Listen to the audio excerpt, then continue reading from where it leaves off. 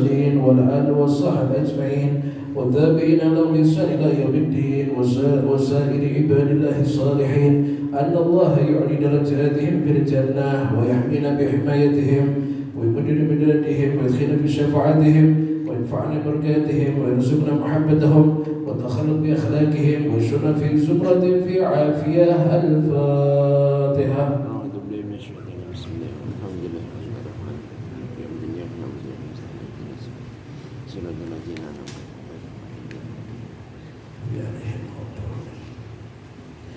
الفاتحة. سيدنا المهجر الله أحمد بن عيسى وسيدنا علي بن أولي خالد قسام وسيدنا محمد بن علي بعلوي وسيدنا علي بن الفقيه وإخوانه وسيدنا علوي بن الفقيه وابنه أحمد وساداتنا علي وعلي بن الفقيه وعلي وابن الله بن عبد الفقيه وسيدنا محمد مولى الدويلة والشيخ عبد الرحمن السقاف وأولاده الشيخ السكران والشيخ مهضار وإخوانهما والشيخ عبد الله الدروس وأولاد حبيبك العلني وإخوانه والشيخ علي بن أبي بكر وابنه عبد الرحمن بن علي وابنه أحمد وشهاب الدين والشيخين محمد جمال محمد مولى وسيدنا أبو بكر بن عبد الله بشميله وسيدنا محمد بن عبد الله والشيخ أبو بكر بن سالم وسيدنا ولطاس والحبيب الحداد والحبيب البار والحبيب الرحمن بن عبد الله بن فقيه والحبيب حامد بن عمر وسيدنا الحبيب عبد الله بن حسين بن طاهر وسيدنا أحمد بن محمد محضار وسيدنا أبو بكر بن عبد الله العطاس وسيدنا علي بن محمد الحبشي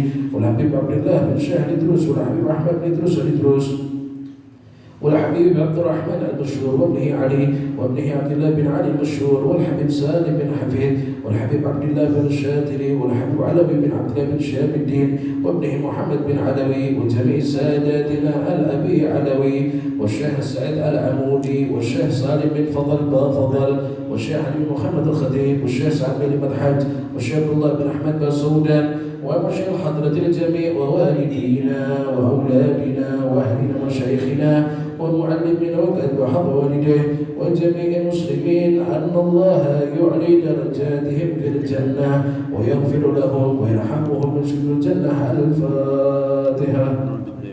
بسم الله الحمد لله الرحمن الرحيم.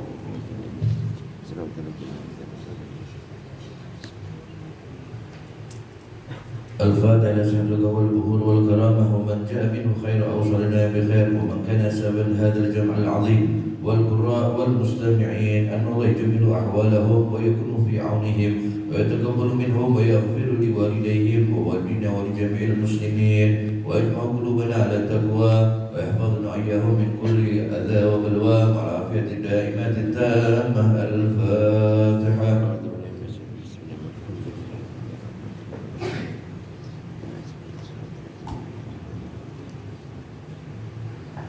الفاتحة. بركة الحضرات الشريفة وهؤلاء السادة الأنجاب أن الله يشكر الإمام والأمة والراعي والراعية ويفرج على المسلمين ويرحمهم برحمة هنيئة مريئة نافعة ويطرح فيها خير والبركة ويعجل بها ويسلو السادة العلوية ويغفر ذنوبنا ويستر عيوبنا ويسهل مطلوبنا ويحسن أخلاقنا ويوسع من الحلال أرزاقنا ويكفينا شر الأذية والبليات ويطفئ نار الفتن والمحن ما ظهر منها وما بطن ويتل أعمارنا في طاعته ومحبته ورضاه ويمن علينا بكمال محبته ومحبة نبيه محمد صلى الله عليه وسلم واتباع شريعته والاقتداء به وبسلفنا الصالحين أن الله يعطي كل سائل منا ومنكم سؤله ومعموله الفضله ورسوله ويهب لنا كل خير ويعاننا معاملة للخير ويعم بركات هذه الحضرة على المسلمين أجمعين ويتقبله منا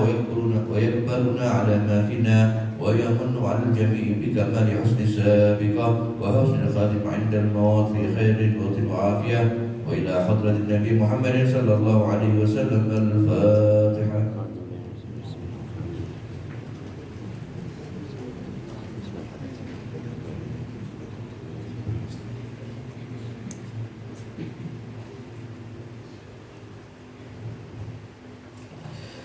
بسم الله الرحمن الرحيم. رضي الله تعالى عنكم وقال رضي الله عنه قال صلى الله عليه وسلم أقرب ما تكون المرأة من وجه ربها إذا كانت في قعر بيتها وإن صلاتها في صحن دارها أفضل من صلاتها في المسجد وصلاتها في بيتها أفضل من صلاتها في صحن دارها وصلاتها في مخدئها أفضل من صلاتها في بيتها والمخدأ بيت في بيت وذلك للصدري. عن عائشة رضي الله عنها قالت كنت أدخل بيتي الذي دفن فيه رسول الله صلى الله عليه وسلم وأبي فأضاء ثوبي فأقول إنما هو زوجي وأبي فلما دفن عمر معهم فوالله ما دخلت إلا وأنا مشدودة علي ثيابي حياء من عمر. الشيطان لا يأتي محلا فيه ملائكة ومما يمنع دخول الملائكة الجرس وامرأة مكشوفة الأوراق والصورة لا سيما المتحركة كالتلفزيون وكلها تستمع الآن في بيوتنا فلا يحضر فيها الملائكة وحضر الشيطان. كان الحبيب علوي بن زيد الحبشي إذا أتى لمجلس ضخوة ووجد أحدا من نساء محارمه مكشوفة الرأس رجع حالا وقال أنا لا أدخل مكانا لا تدخله الملائكة.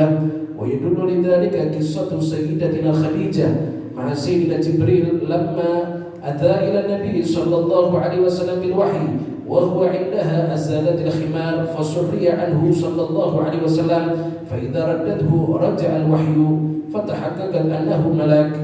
لما تحيروا كيف يرمون نبي الله إبراهيم في النار علمهم إبليس بأن يرموه فيها بالمنجنيق فجاءت الملائكة وتمسك المنجنيق فأمرهم إبليس أن يأتوا بنساء متبرجات فجاءوا بهن وهربت الملائكة. Masih dikatakan di dalam pembahasan berkenaan daripada pentingnya seorang wanita itu untuk menutup dan juga menjaga auratnya. Di dalam suatu riwayat Nabi SAW beliau bersabda, "Aqrabu ma takunu al-mar'ah min wajhi rabbiha idza kanat fi ghairi baitiha."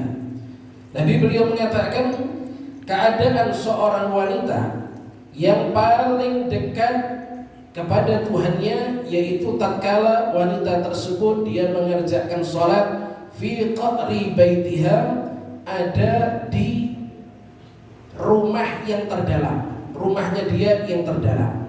Ya. Seorang wanita itu ketika dia mengerjakan salat ibadah kepada Allah Subhanahu wa taala, maka keadaan seorang wanita itu yang paling dekat ketika dia mengerjakan salat kepada Allah taala yaitu tatkala perempuan itu berada di dalam rumah yang paling terdalam. Ya, kalau dikatakan qa'ar itu lubang. Andai kata di dalam rumahnya itu ada lubang, ya di dalam lubang itu. Berarti maknanya rumah yang paling dalam, di dalam rumah yang terdalam. Itu adalah keadaan ibadah seorang wanita yang paling dekat kepada Allah Subhanahu wa taala. Dan salatnya seorang wanita fi sahri dariha, ada di halaman rumahnya, itu lebih utama daripada salatnya wanita ada di dalam masjid. Ya, seorang wanita kalau mengerjakan salat ada di halaman rumahnya, tentunya halaman rumahnya tertutup dengan pagar, tidak kelihatan laki-laki yang lewat ada di depan rumahnya, itu salat perempuan tersebut lebih utama daripada salat ada di dalam masjid. Dan salatnya seorang wanita di dalam rumahnya itu lebih utama daripada salatnya wanita ada di dalam halaman rumahnya. Nah, tadi kalau dia ada di dalam halaman rumah, pagar rumah tertutup, tidak kelihatan laki-laki yang lewat, itu lebih utama daripada wanita tersebut sholat di dalam masjid. Tapi kalau wanita tersebut sholat di dalam rumah, lebih utama daripada dia sholat ada di halaman rumahnya. Ya. Wa sholatuha fi mikhdaiha afdalu min sholatiha fi baitiha. Sedangkan sholatnya seorang wanita itu ada di dalam ruangan yang ada di dalam ruangan. Kadang-kadang itu kan ada yang namanya kamar. Di dalam kamar itu masih ada ruangan lagi, masih tertutup lagi.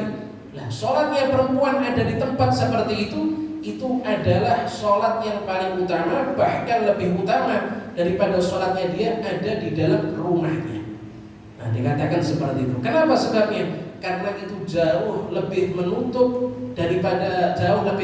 itu wanita ketimbang dia sholat ada di luar. Nah, itu lebih menutup. Sekiranya tidak ada orang yang bisa melihat. Kalau di halaman rumah mungkin kalau orang nitip masih bisa. Tapi kalau sudah di dalam rumah lebih tertutup lagi. Tapi kalau sudah di dalam ruangan, yang ada di dalam ruangan ini sudah lebih lagi. Makanya itu keadaan yang paling afdal bagi seorang wanita untuk mengerjakan sholat. Iya. Loh, kenapa kok perempuan itu kok tidak afdal sholatnya di dalam masjid? Iya, bukankah sholat di dalam masjid fadilahnya luar biasa? Iya, sholat di dalam masjid itu kan keutamaannya luar biasa, benar. Sholat yang paling utama itu sholat di dalam masjid. Nah, tapi kalau di dalam hatinya seorang wanita, bukan di dalam masjid. Kenapa sebabnya? Kalau dia ke masjid itu lebih rawan untuk terkena fitnah. Ketika dia berjalan ada laki-laki, apalagi zaman sekarang, orang tidak bisa mengendalikan hatinya. Orang tidak bisa mengendalikan pikirannya. Kadang-kadang sudah rapat saja masih dibayangkan ini bagaimana wajahnya, bagaimana tubuhnya, padahal sudah menjaga kehormatan dirinya. Apalagi di zaman seperti ini. Makanya di dalam suatu kisah, ya, Sayyidina Umar bin Khattab radhiyallahu anhu, ya, beliau itu ketika menjadi khalifah, beliau melarang istrinya untuk sholat di masjid.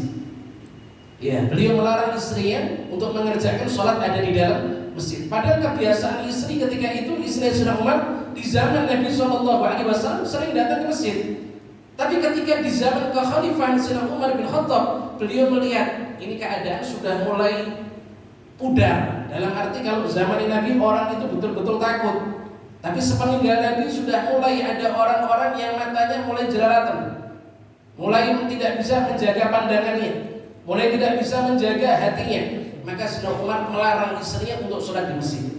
Maka ketika itu, ya, setelah dilarang itu istri, maka istrinya dia mengatakan, kunna nakhruj fi ahdi Nabi sallallahu alaihi wasallam. Wahai Umar, kenapa kok engkau melarang saya? Bukankah saya di zaman Nabi sallallahu alaihi wasallam mengerjakan sholat di dalam masjid? Kata istri Sayyidina Umar. Maka Sayyidina Umar bin Khattab radhiyallahu anhu, karena beliau adalah seorang khalifah yang mengetahui bagaimana keadaan daerahnya ketika itu, maka dengan inisiatifnya beliau, ketika istri Sayyidina Umar keluar dari rumahnya untuk ke masjid, maka Sayyidina Umar itu beliau sembunyi ada di pinggir jalan dengan menutup kepalanya, ya, disembunyikan wajahnya, sampai menutup wajahnya. Maka ketika istrinya itu lewat, lekas Sayyidina Umar itu dari belakang mendekat kepada istrinya, kemudian mulai dipegang badannya. Nah, cuma si istri tidak tahu kalau ini adalah Sayyidina Umar bin Khattab. Ya, maka ketika itu si istri dia ketika pulang menuju ke dalam rumahnya, maka si istri dia berkata kepada Sayyidina Umar, la a'ud akhruj, ya, wahai suamiku Umar, saya tidak akan ke masjid lagi. Saya kalau sholat ada di sini sekarang. Ya. Kenapa? Limada? Ditanya sama Sayyidina Umar, kenapa kok kamu seperti itu? An-nas taghayyaru. Kalau zaman Nabi sallallahu alaihi wasallam orang itu masih menjaga pandangan. Tapi kalau zaman sekarang orang sudah mulai berubah. Tidak menjaga pandangannya, tidak menjaga hatinya. Orang ke masjid saja kadang-kadang tidak aman daripada fitnah. Karena hal ini maka perempuan lebih afdal sholat ada di dalam rumahnya. Tapi tentunya sholatnya dalam keadaan berjamaah. Ya, tapi tentunya sholatnya dalam keadaan berjamaah dengan anaknya atau berjamaah dengan suaminya yang selesai mengerjakan sholat ada di masjid. Nah, jadi suaminya kerjakan sholat di masjid. Setelah itu dia pulang ke rumah, i'adatu sholat. Si suami ini dia mengulang sholatnya untuk menemani istrinya berjamaah di dalam sholat. Ini adalah yang paling afdal bagi seorang wanita. Ya. Tapi kalau memang seorang wanita itu harus keluar daripada rumahnya, mau hadir ke majelis ta'lim misalnya, mau hadir ke majelis yang baik misalnya, atau mau pergi silaturahim atau ziarah dan lain sebagainya, maka tentunya seorang wanita ketika itu harus menjaga yang namanya kehormatan dirinya. Dia tidak terlalu berhias dengan hiasan ada di wajahnya. Dia tidak mengenakan pakaian yang warnanya mencolok. Dia tidak menggunakan wangian-wangian yang baunya semerbak dan lain sebagainya. Bahkan seorang wanita itu tidak dianjurkan ziarah ke makam orang soleh. Itu tidak dianjurkan. Yang disunahkan adalah laki-laki. Ya, perempuan tidak dianjurkan. Kecuali kalau betul-betul aman daripada fitnah, maka hukumnya mubah bagi perempuan. Tapi kalau bagi laki-laki sunnah ziaratus sholihin. Ziarah ke makamnya orang-orang soleh bagi laki-laki sunnah. Tapi kalau bagi perempuan yang dia sudah menjaga kehormatan dirinya, tidak menggunakan pakaian yang mencolok, tidak menggunakan wangian-wangian semerbak, maka bagi wanita tersebut hukumnya adalah mubah. Ya, tapi kalau sudah dandanannya menor, cetar sana, cetar sini, ya, bagiannya mengundang orang-orang itu untuk menoleh kepada dia, maka hukumnya haram bagi wanita itu. Sholat saja tidak dianjurkan di masjid, apalagi kalau pekerjaan yang lain. Padahal sholat itu kan afdhalul a'mal. Sholat itu kan adalah perbuatan yang paling utama. Karena untuk menjaga kehormatan seorang wanita tidak terkena daripada fitnah, maka dianjurkan wanita itu sholat ada di dalam rumahnya. Sayyidatuna Aisyah radhiyallahu anha, beliau mengatakan, "Kuntu adkhulu baiti alladhi dufina fihi Rasulullah sallallahu alaihi wasallam wa abi fa adhahu thawbi." Kata Siti Aisyah, dahulu tatkala saya masuk ke dalam rumahku, di dalam rumahku yang di dalam rumahku tersebut dimakamkan di dalamnya itu Rasulullah sallallahu alaihi wasallam, ketika aku masuk berziarah ke makamnya Nabi, dan ketika itu aku bersama dengan ayahku yaitu Sayyidina Abu Bakar As-Siddiq radhiyallahu anhu, maka ketika itu aku melepas pakaianku. Ya, mungkin pundungnya dibuka. Kenapa? Sebab innama huwa zauji wa abi. Karena di dalam ruangan di situ ada suamiku dan di situ ada ayahku. Boleh aku melepas pundungku ini. Kata Siti Aisyah radhiyallahu anha. Nabi itu kan wafat, Nabi itu kan dimakamkan di tempat beliau wafat.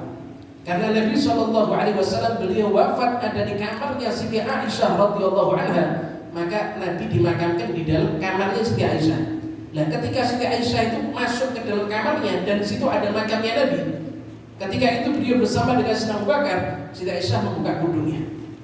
Beliau mengatakan, di dalam ruangan cuma ada suamiku dan juga sama ayahku ini. Tapi kata Siti Aisyah, ketika Sayyidina Umar bin Khattab radhiyallahu anhu dimakamkan ada di dalam tersebut, dimakamkan di dalam ruangan tersebut, maka ketika itu ma dakhaltu illa wa ana masjudatun alayya thiyabi haya'an min Umar. Setelah Sayyidina Umar dimakamkan di dalam kamar tersebut, karena Nabi itu kan di dalam makamnya, di dalam kamar tersebut itu kan ada Rasulullah, kemudian Sayyidina Abu Bakar, kemudian Sayyidina Umar. Nah, setelah Sayyidina Umar dimakamkan di dalam kamar tersebut, maka semenjak itu tidaklah saya masuk kecuali sekujur badanku aku tutup. Kenapa? Sebab haya'an min Umar, karena malu ada Sayyidina Umar bin Khattab radhiyallahu anhu. Nah, tapi ketika di kamar tersebut ada makamnya Rasulullah dan juga makamnya Sayyidina Abu Bakar As-Siddiq radhiyallahu anhu, kata Siti Aisyah, saya masuk, saya buka pundung karena itu ada ayahku dan itu ada suamiku.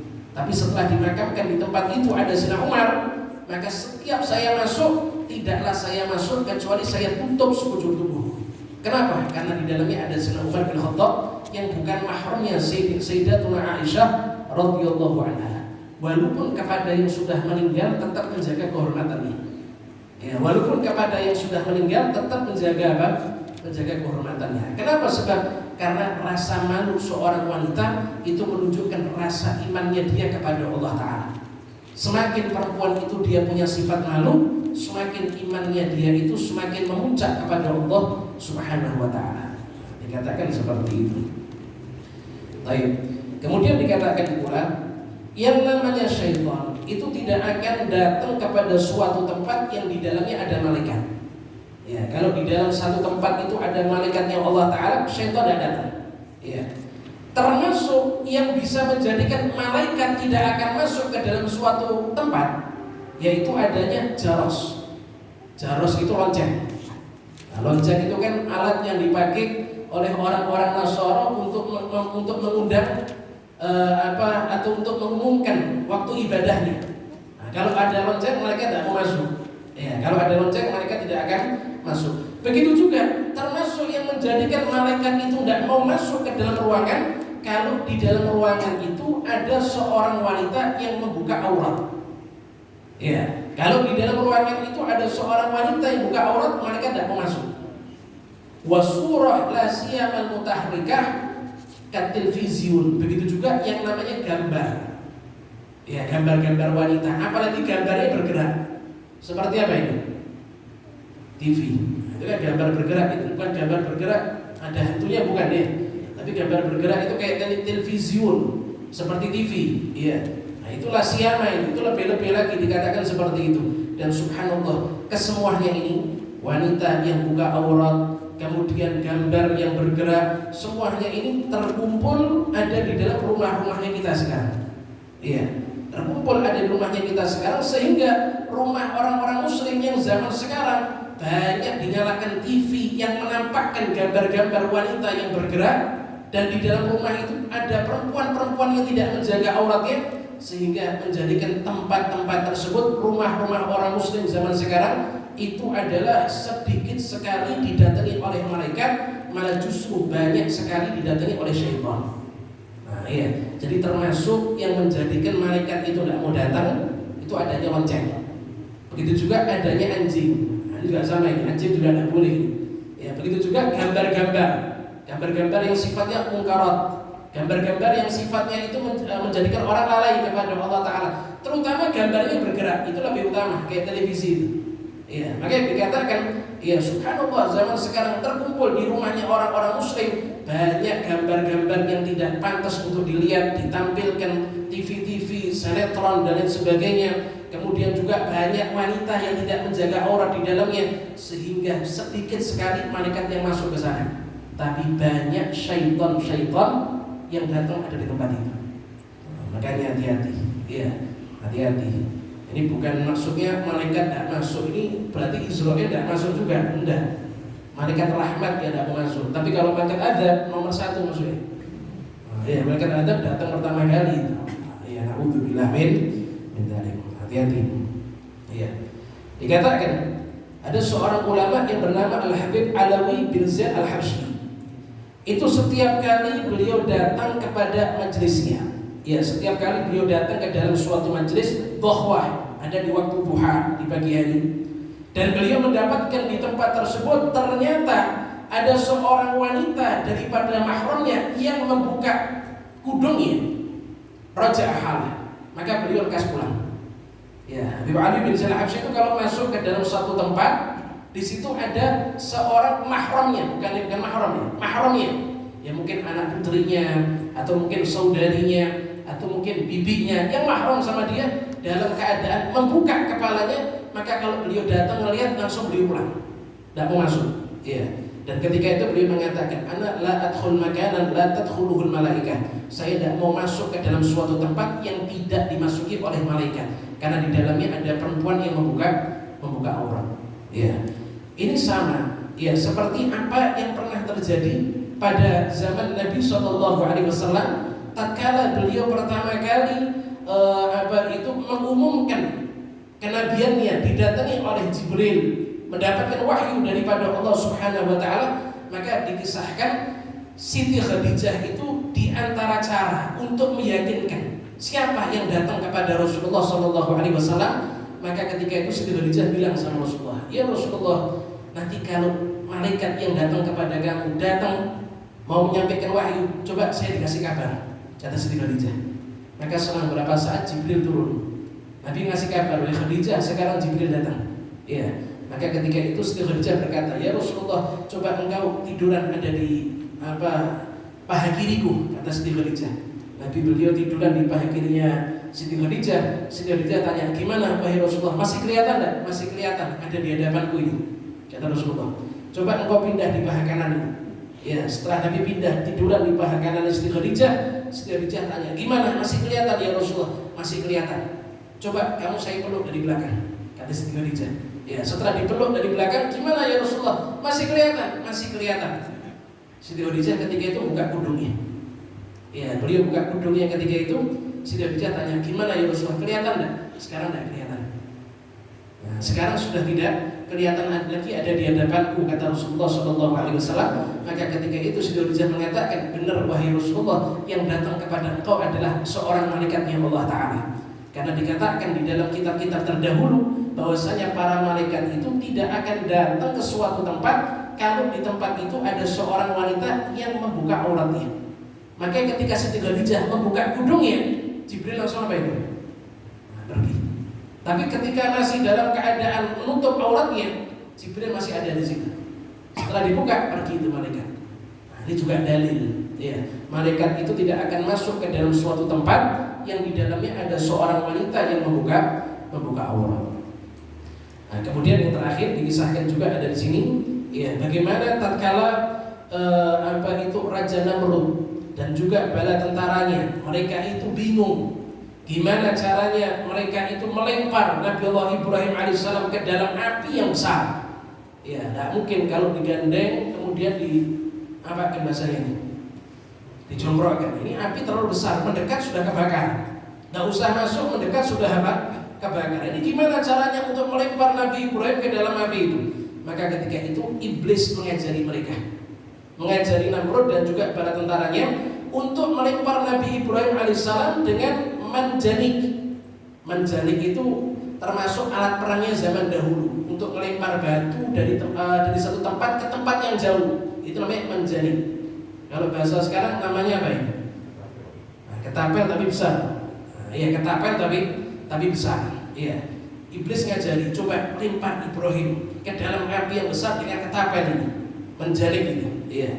Faja'atil malaikah wa tumsikul manjanik. Maka ketika Nabi Allah Ibrahim alaihissalam mau dilemparkan dengan ketapel tersebut, maka ketika itu para malaikat datang ingin menyelamatkan Nabi Ibrahim. Gimana caranya ketapel ini tidak bisa terlempar? Ya, gimana caranya ketapel ini tidak bisa melempar Nabi Ibrahim alaihissalam? Ya, maka ketika itu iblis tidak putus asa. Iblis memerintahkan mereka kepada Namrud dan juga para tentaranya untuk ketika itu menghadirkan para wanita mutabarrijat, wanita-wanita yang membuka auratnya. Ya, maka ketika itu Namrud dan bala tentaranya menyiapkan wanita-wanita yang membuka auratnya. Maka ketika wanita tersebut datang dalam keadaan membuka auratnya, faja'u bihinna wa harabatil malaikah, maka para malaikat itu mereka langsung pergi. Karena di situ ada siapa ini? Perempuan yang membuka auratnya. Karena malaikatnya pergi, akhirnya terjadilah Nabi Allah Ibrahim alaihissalam terlempar dengan ketapelnya. Tapi bagaimanapun juga Allah Subhanahu wa taala menyelamatkan Nabi Allah Ibrahim alaihissalam. Allah berkata kepada api tersebut, kuni bardan wa salaman ala Ibrahim. Ya naru, kata Allah taala, wahai api, jadilah kamu dingin dan juga keselamatan untuk Ibrahim. Maka ketika dilemparkan ke dalam api tersebut, Nabi Ibrahim alaihissalam tidak sedikit pun terbakar dengan api tersebut. Tapi ketika malaikat sudah berusaha, gimana caranya ketapel tersebut tidak sampai melempar Nabi Ibrahim, iblis perintahkan kepada Namrud dan tentaranya, coba datangkan kemari wanita-wanita yang buka aurat. Ketika didatangkan, malaikat langsung pergi. Akhirnya terlempar itu Nabi Ibrahim ke dalam api tersebut dengan ketapel yang besar tersebut. Ini menjelaskan kepada kita bagaimana para malaikat Allah Subhanahu wa taala itu tidak akan hadir kalau di situ ada perempuan yang membuka auratnya. Maka yang perlu untuk diperhatikan. Ya. Dikatakan seperti itu. Wallahu a'lam bishawab. Ya Rabb ya Karim, ya Hayyu ya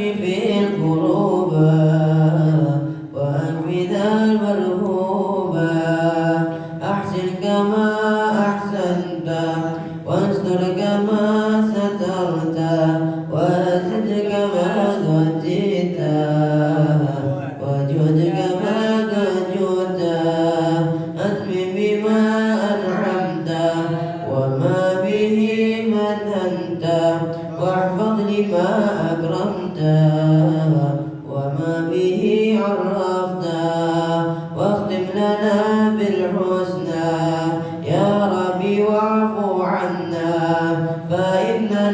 ظلمنا أنفسنا وكنا نقول باللسان ما ليس بالجنان ونذر الإحسان ونفي البهتان نأمر بما لا نعمل ونهدي ما لا